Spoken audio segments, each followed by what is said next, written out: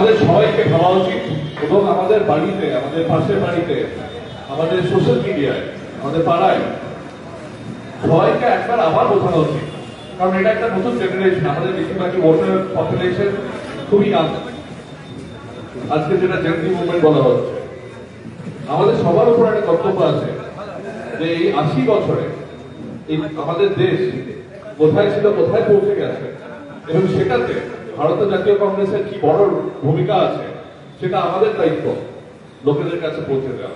ধন্যবাদ।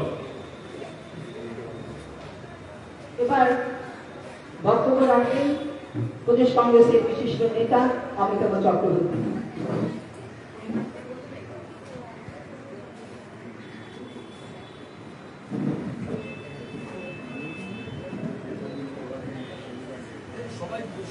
আমাদের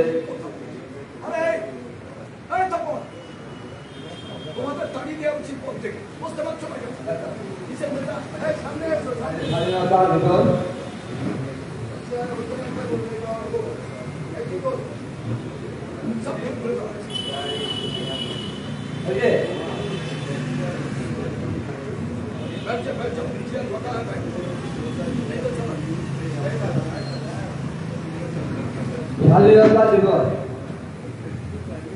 আমরা ভাবতেই পারছি না যে আজকের দিনকে আমরা 80 বছর আগে এই ঘটনাটা পড়লে এই ঘটনাটা যেটা আমাদের সভাপতি সরকার উত্তোলন করবে, উত্তোলন তো বাড়ি দেয় পতাকা যেখানে থাকতো সেখানে পুলিশ করতে না। আমি কখনোই বলব না আমরা কংগ্রেস আদায় ইতিহাস এই সম্মান করি। একটা কংগ্রেস স্বাধীনতা ব্রিটিশদের কাছ থেকে ছিনিয়ে এনেছে, এই দাবি আমাদের কোনো নেতা হবে না, আগেকার নেতা না আসছে। কংগ্রেস একটা জায়গা দিয়ে কংগ্রেসের তৈরি হওয়ার আগেও ব্রিটিশের বিরুদ্ধে আন্দোলন হয়েছে, হয়তো বিক্ষিপ্তভাবে 1915 সালে গান্ধীজি আসার পরে সারা ভারতবর্ষের মানুষকে একটা পতাকা চড়াই নিয়েছে,